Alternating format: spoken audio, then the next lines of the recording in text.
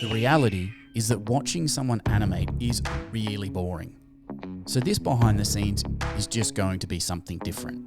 For me, animation is more than comedy, character, and fantasy worlds. It really is about breathing life into any inanimate object. And because I shoot with Canon cameras, this project for me was a dream that I've been waiting for 12 years to arrive. So this is me today. Yesterday I felt like this, and tomorrow I may feel like this. Maybe we forget sometimes how beautiful the simplest of things can be when animated. This could be the reason why I gravitate towards animating the objects that fascinate me the most. Just everyday objects.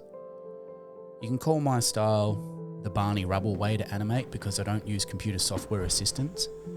I just use a camera and an onboard non-recording monitor. For now, I prefer the visual imperfections.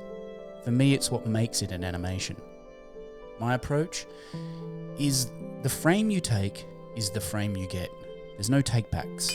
This isn't NFL or AFL. There's no drag and frame instant replay for me.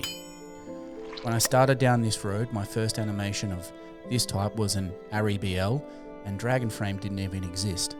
Don't get me wrong. If the shot doesn't work for the project, I start over. Just slowly and steadily crushing those rocks at the mill every day. Whether that's in pre-production, acquisition, or with the world now collapsing in on our heads, even having to do my own post-production. Which means after shooting 4,320 frames, after all the digital cleanup, fixing dead or hot pixels, removing dust plus hand painting all the VFX, this project was closer to roughly 15,000 frames for a 3-minute animation. Being an animator is most certainly one of the fastest ways to learn.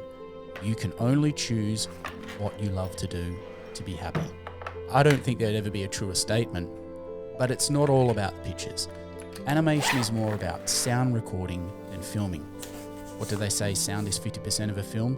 Well, for animation it's more like 80%, as there's no real-time audio. You have to create the sounds that bring your characters and your world to life.